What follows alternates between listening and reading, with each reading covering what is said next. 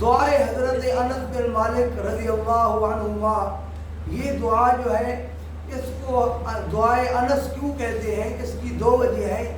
ایک وجہ یہ ہے کہ اس دعا کے راوی جس حدیث کے اندر یہ دعا ہے اس کے راوی حضرت انس بن مالک رضی اللہ عنہما ہے۔ دوسری وجہ اس کی یہ ہے کہ حضرت انس بن مالک رضی اللہ تعالیٰ نے اس دعا کو پڑھا اور ایک خاص واقعہ ان کا اس دعا کے ساتھ اثر رکھتا ہے۔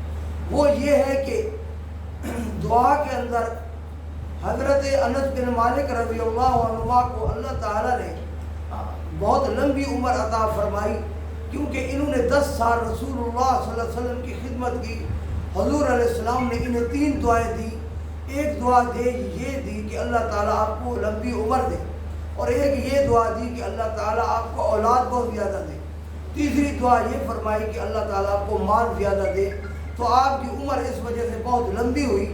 آپ نے حجاج بن یوسف ظالم کا دور بھی پایا، تو حجاج بن یوسف کے خلاف ناراضگی کا اظہار، کھلے فتوے، اس کے ظلم کا چرچا، لوگوں کے اندر اس کے خلاف بغاوت کا اعلان سیدنا حضرت انس بن مالک رضی اللہ عنہ فرمایا کرتے تھے۔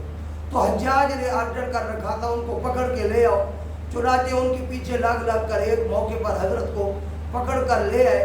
حجاج بن یوسف نے آپ سے بات کی تو بات کرتا کرتا کب کبا رہا تھا اور پھر چھوڑ دیا۔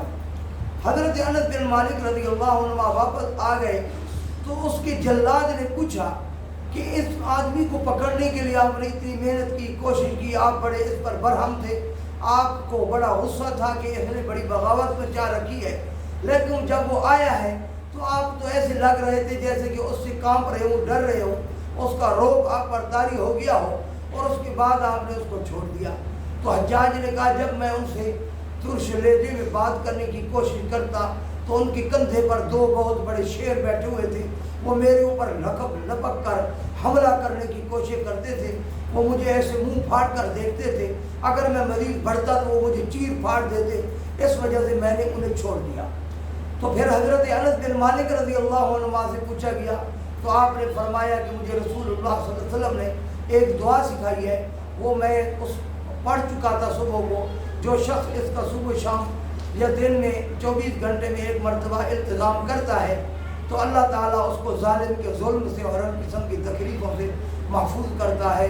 دعائے انس بن مالک جو ہے وہ ہم بھیج دیں گے، اس کو یاد کرنا چاہیے اور صبح شام یا کم از کم 24 گھنٹے میں ایک مرتبہ پڑھ کر یہ فیض حاصل کرنا چاہیے۔ وآخر دعوانا الحمدللہ رب العالمین۔